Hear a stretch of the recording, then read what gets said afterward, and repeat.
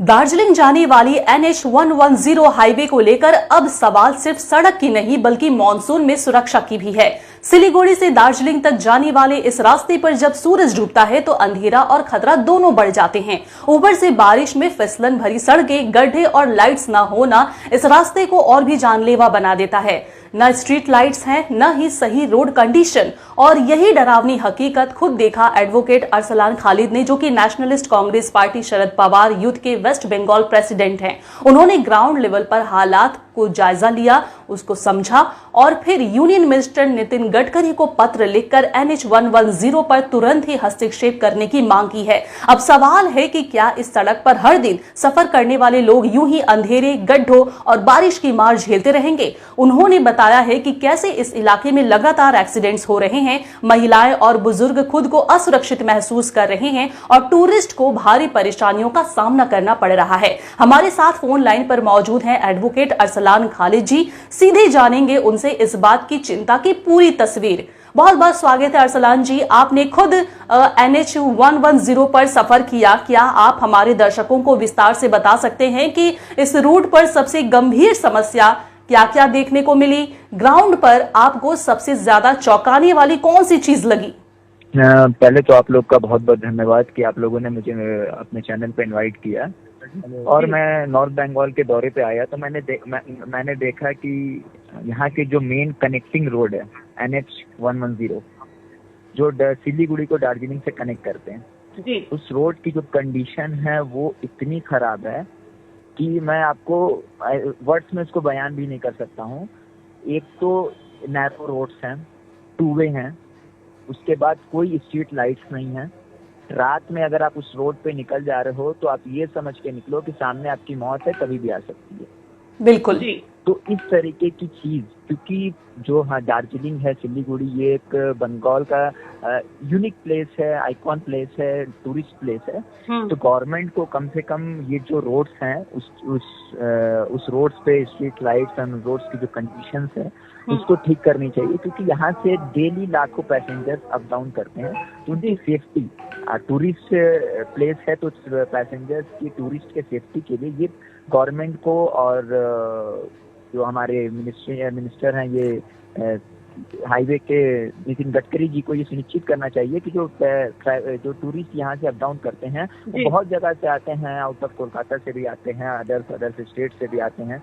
तो उनके लिए ये रोड्स के जो कंडीशंस है वो बहुत जल्द से जल्द उसको ठीक करने चाहिए। जो स्ट्रीट लाइट्स का जो मामला है वो तो सबसे बहुत जरूरी चीज है, क्योंकि रात में आपको जो यहाँ पे जो कर्व्स हैं वो कर्व्स आपको नजर ही नहीं आते हैं। आप बस अंदाजे में गाड़ी चलाते हो, एक गाड़ी को फॉलो करके, आगे क्या होगा वो आपको नहीं पता है। आपकी मांग है कि स्ट्रीट लाइट्स और सड़क मरम्मत दोनों पर तुरंत काम हो। क्या आपको उम्मीद है कि इस बार मंत्रालय जल्द ही प्रतिक्रिया देगा या ये भी बाकी मुद्दों की तरह ही फाइलों में दबकर रह जाएगा?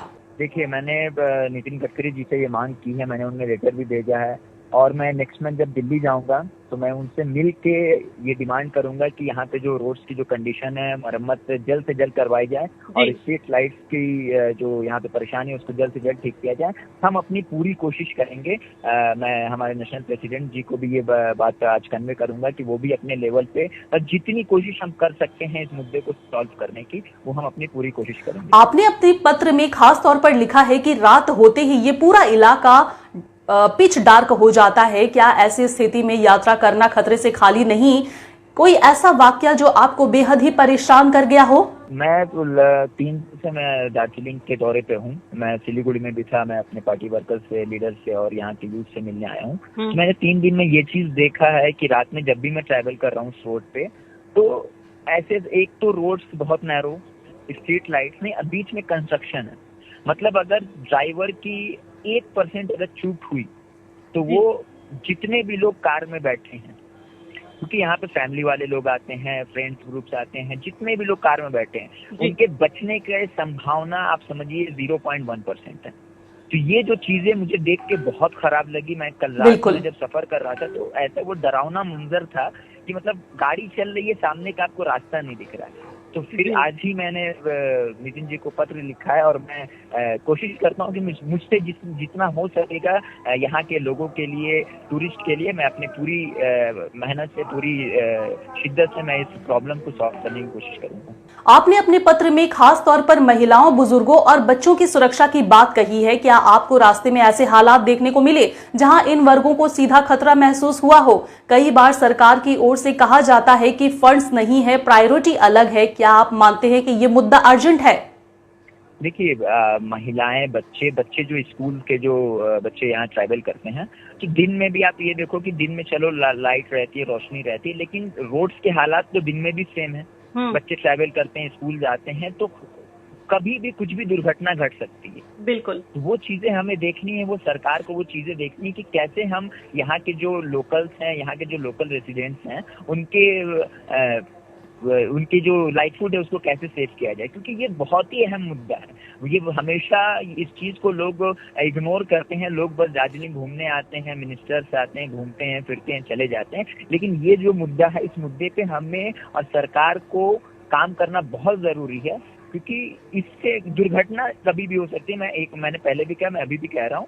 तो इससे बचने के लिए सरकार से जितनी अपनी कोशिश हो सके वो करनी चाहिए। मॉनसून का समय है, ऐसे में अगर पर्यटक बाहर घूमने जाते हैं तो काफी कनेक्टिविटी माना जाता है NH 110। ऐसे में आपको लगता है कि सरकार तुरंत इस पे गौर करेगी? देखिए, मैंने आज लेटर लिखा, आज मैंने इस मुहिम की शुरुआत की है। इसके बाद मैं 1-2 दिन के बाद मैं कोलकाता आ रहा हूँ। मैं होम सेक्रेटरी, हमारी ऑनरेबल चीफ मिनिस्टर को भी ये लेटर दूंगा। मैं उनसे मिलने की कोशिश करूंगा, मैं उनसे बात करूंगा कि इस मुद्दे को कैसे सॉल्व किया जाए। उसके बाद मैं नेक्स्ट मंथ दिल्ली जा रहा हूँ। उस टूर में मैं श्री नितिन गडकरी जी से मिलूंगा। मतलब ये नहीं है कि मैंने आज एक ये पत्र लिखा और मैं भी भूल जाऊंगा। मैं इससे लगा रहूंगा और जल्द से जल्द इस चीज को कोशिश करूंगा कि सॉल्व की जाए, क्योंकि अभी मानसून का टाइम है। अभी अगर चीजें ठीक नहीं हुई तो बारिश हो रही है लगातार। मैं 2 दिन से लगातार यहाँ बारिश हो रही है, तो पानी यहाँ पे लॉज है, रास्ते कंडीशन बहुत खराब है। ये सब हमें देखनी है, गवर्नमेंट को देखना है, और जो इसके मंत्रालय है नितिन गडकरी जी को, उनको देखने की जल्द से जल्द जरूरत है। और मैं डिमांड करता हूँ आपके माध्यम से कि इस मुद्दे को बहुत जल्द से सॉल्व किया जाए, क्योंकि ये लोगों के सेफ्टी का मुद्दा है। राजनीति हर जगह नहीं की जाती। जब लोगों की बात आती है, जनता की बात आती है, हमें वहाँ एक होकर हमें लोगों की मदद करनी चाहिए, क्योंकि लोग हैं तो ही राजनीतिक पार्टी है। अगर लोग नहीं है तो कोई राजनीतिक पार्टी चल नहीं सकती है। चलिए, बहुत बहुत शुक्रिया हमारे साथ जुड़ने के लिए और तमाम तरह की जानकारी देने के लिए। NH 110 जैसी अहम लाइफलाइन पर अंधेरा और गड्ढों का राज चिंता का विषय है। अब देखना यह होगा कि एडवोकेट अरसलान खालिद की अपील पर केंद्र सरकार कितनी जल्दी ही कार्रवाई करती है, ताकि सफर सुरक्षित और भरोसेमंद बन सके।